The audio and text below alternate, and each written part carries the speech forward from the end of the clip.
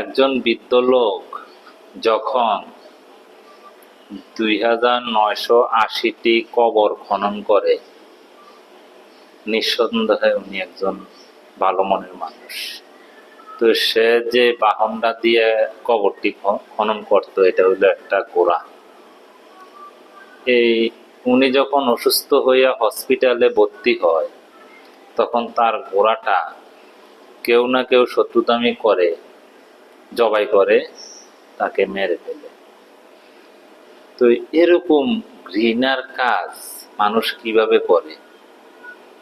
আর এত ভালো কাজ করতে ঘোড়াটারে ইউজ করলো, আর এই ঘোড়াটা মানুষের কিভাবে শত্রু হলো, এই জিনিসটা আমার মাথায় ঢুকে না।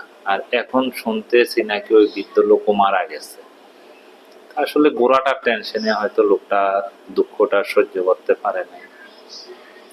এই লোকটার যদি, এই ঘোড়াটার যদি নিরাপত্তা না থাকে ভালো কাজে করার পরে, তো সাধারণ মানুষের কি নিরাপত্তা?